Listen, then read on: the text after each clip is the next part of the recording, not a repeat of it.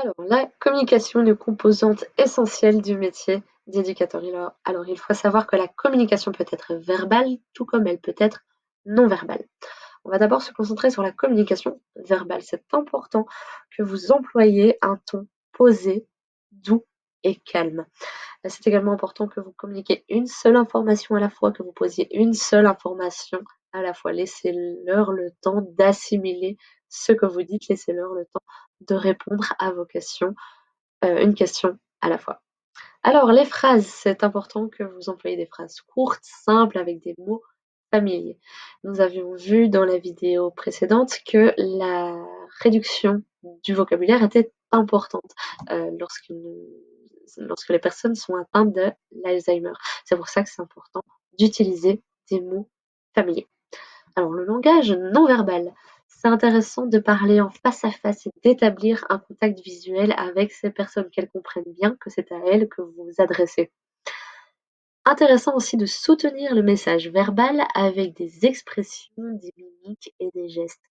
Elles auront parfois du mal à comprendre ce que vous racontez, alors essayez de les aider avec vraiment un langage corporel qui va les aider à comprendre ce que vous racontez. Également employer des gestes lents. On avait discuté du fait que ces personnes ont des problèmes au niveau de l'attention et utiliser des gestes lents, ça peut les aider dans ce sens-là. J'ai également noté ne pas avoir peur de toucher les gens. Alors en effet, le toucher a cette propriété qui vous aide à vraiment rentrer en contact avec quelqu'un. Vous dites beaucoup de choses en posant simplement une main sur l'épaule ou en prenant la main de quelqu'un. C'est Ça vous permet vraiment de rentrer en communication avec les personnes. Mais attention, en touchant quelqu'un, vous entrez dans sa sphère d'intimité dans la sphère d'intimité de la personne. Et ça, c'est encore une fois au cas par cas et c'est à vous de juger votre avancement dans la relation, si vous pouvez, oui ou non, toucher une personne. Ça dépend de comment elle est. Au cas par cas, à vous de juger, à vous d'observer et à vous de sentir si vous pouvez passer ce pas ou non. Et si vous êtes à l'aise également avec le fait de toucher quelqu'un. Il faut toujours que vous vous sentiez à l'aise avant de faire quelque chose parce que ça se ressent aussi ça. Alors, dernière petite remarque, au plus le stade est avancé, au plus le langage non verbal sera important. Pourquoi? Eh bien, au plus on est avancé dans le stade et au plus ces personnes ont des difficultés à communiquer et à parler. Et c'est pour ça que c'est important de rentrer en communication avec elles sans forcément passer par le verbal. Elles ont du mal à comprendre, elles ont du mal à parler. Alors, on peut communiquer grâce au non-verbal et ça, c'est important de le retenir et de le savoir. Ensuite, les activités. Les activités, ça vous connaît, ça fait 2 ans que vous en préparez pour vos stages ou pour vos cours.